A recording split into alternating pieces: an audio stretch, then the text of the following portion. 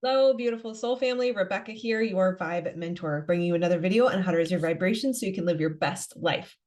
Let's talk today, Monday Magic Intuitive Energy reading, my favorite day of the week, where I take an intuitive look into the energies as I am currently experiencing them and share them with you so that you can know you are not alone in this. How are you experiencing the energy? I will say that it is an interesting space to be in. And the energy, or the first piece of insight that came through as I sat to meditate and tap into what is available to us right now, was the space in between. That there is a very interesting stillness. It reminded me of the dark before the dawn. And they always say that it is darkest before the dawn. And so it can kind of feel that way right now. It could feel like the calm before the storm, that there is an eerie sort of restlessness, a feeling of uncertainty. You know, the restlessness can come from that feeling of, I'm not sure what is around the corner, and that makes me nervous. But the uncertainty wants to breed frustration, impatience, depression, loss of hope, that feeling of everything is futile and I don't know why I did all this work and nothing seems to be working for me, or I just that fear of what's around the corner. And I will say that there certainly are a lot of old issues coming up. There's a lot of people acting out. There's a lot of aggression, even sort of, passive aggressive behavior. And it seems to come from that place of irritation. And there is certainly benefit to the old coming up for review. And certainly we are still in Scorpio season, so there's a darkness, there's a depth. We are in the underworld in this moment. But the good news is it's not going to last long.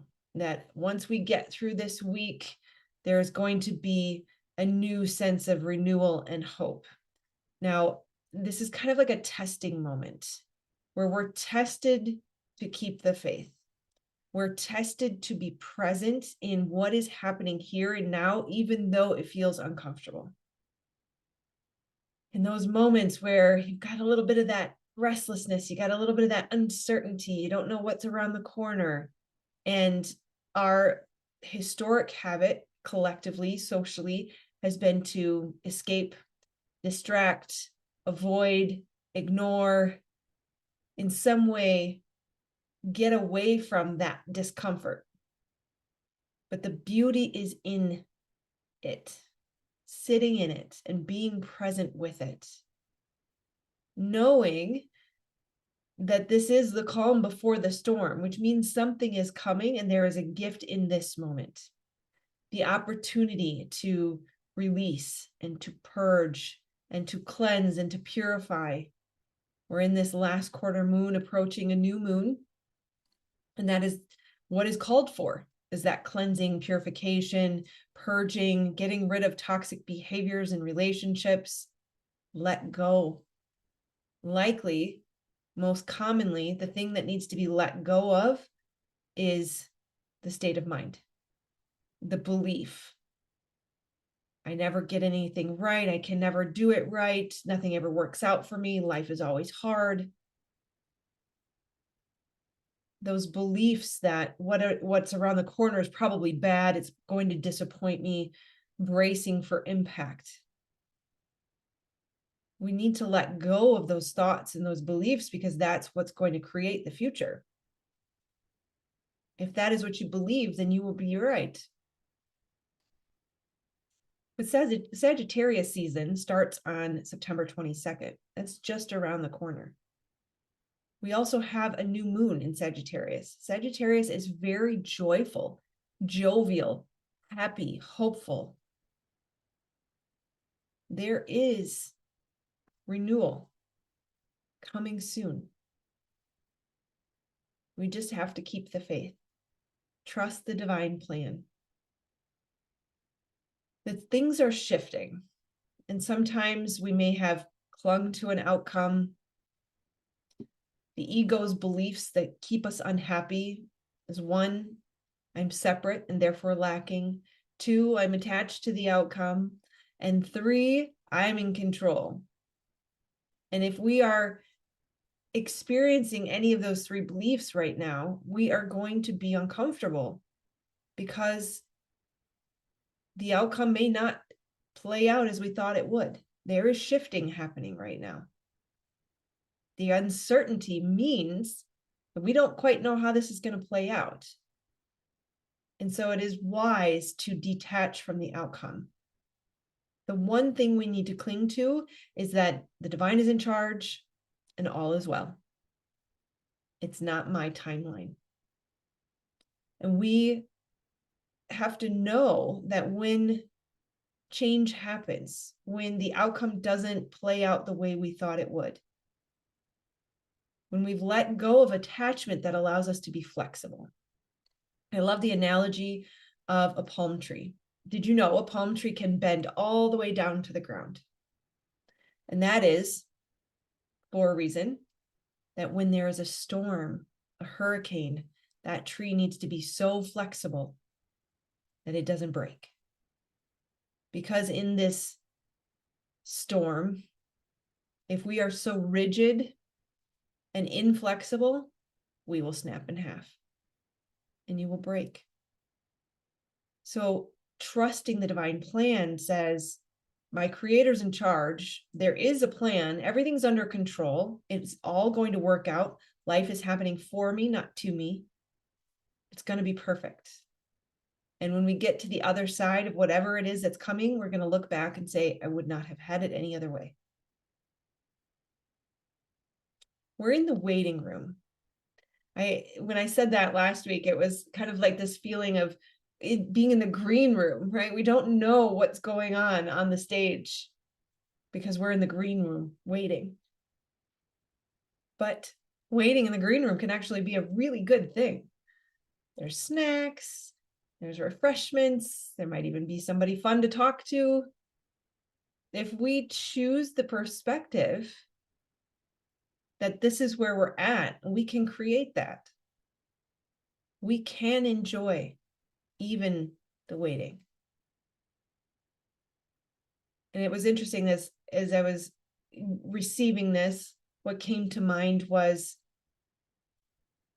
our creator. It feels this way to me, whether or not it's accurate. This is my sense of it, that when it goes our way, we would have the perception that we created that or that we were in control, which is part of the reason why it doesn't go that way.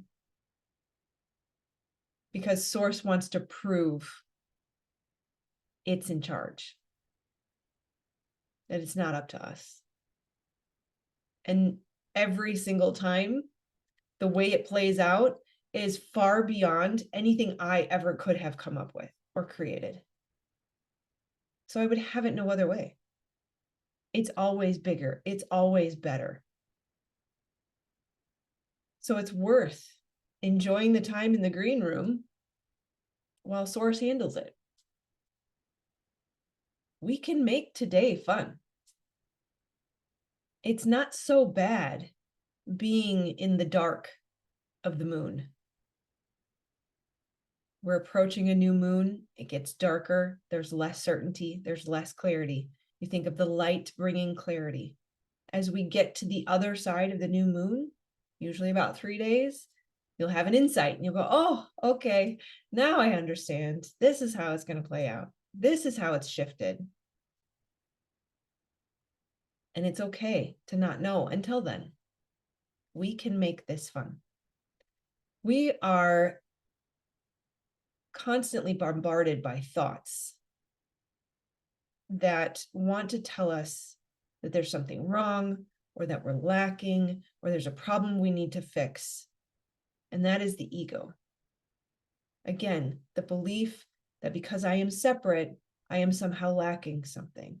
So I have to attach to an outcome. I have to go do a thing to prove my value and worth, and I have to keep everything under control. Again, the 3 beliefs of the ego. So if we can see what it's doing to us, we can catch it, we can stop it and say, no, I'm actually not lacking anything. I'm an expression of the divine, an aspect of God. How could I be lacking anything? I'm infinitely abundant. So in this moment, my task, if you are to do anything, because you're not the doer, that's why I say that, because you're not the doer, you are being lived by life. But if you're going to do anything, use your free will to choose to believe. There's nothing for me to do. I am not the doer. I'm being lived by life, which means I get to just follow my joy compass. What would make this moment awesome and amazing? How can I nurture myself, which means I'm nurturing the divine? How can we make this fun? You have all of these tools and gifts around you. You have friends, you have family, you have food, you have dogs and pets and kids and outside and Mother Earth and bikes and walks and swimming and whatever you can come up with, painting, drawing, singing, dancing. It is one choice away. The divine wants to experience life in that way. And the best bonus surprise, when you follow your joy compass, you are being led towards your purpose. You are being led towards your abundance birthright. So know that we are in the waiting room and things are about to shift. As we are in the last quarter moon, it's a perfect time to take stock of where we've been, what we've accomplished, what we've experienced this year, sort of a wrap-up moment. While we're not quite to the end of the year yet, we play with the moon's energy. The last quarter moon tells us it's a wrapping up period, cleansing, purging, detoxing. When we have that feeling of restlessness, clean a closet. It feels pretty good. See if you can make it fun. And just have gratitude. Just remember that gratitude is the fastest way out of whatever ails you. And at first it'll feel like, yeah, I'm grateful for the food on my plate. I'm grateful for the socks on my feet. But as you get to 5 or 10 things that you're grateful for, I guarantee you will have a shift in your state and you will feel better. So just trust the divine timing. Know that this is an ending of sorts. It definitely has an ending feeling to it. It reminds me of the number 10, the number of completion. It also reminds me that we have multiple planets at the last degrees of signs. Mercury is about to change signs this week. Venus is about to change signs this week. Saturn is also at the end of a sign, not changing signs this week, but close. Jupiter is also moving direct at the end of a sign. So there's a lot of completion happening. The ending always feels a little uncomfortable because the new hasn't come yet. But we're really, really close. I really want to say next week is going to seem so much better. But again, I am only doing an intuitive energy reading on the current energies. I don't claim to predict the future. I do often get a strong knowing, and I want to say that this is really close to that, but I don't want to. I tend to underpromise and overdeliver. So we'll leave it at that. Just know that we're almost there. It is the darkest before the dawn. We are almost out of Scorpio season. We are almost out of the dark. We've got a new moon coming. The light will shine again very, very soon. Hope is on the horizon. All right. With that, I will leave you. I love you guys very, very much. Thank you for being here. Thank you for being part of this family. I am so, so grateful for you, and I love you so, so, so much. And I'll see you on the next video. Take care. Namaste.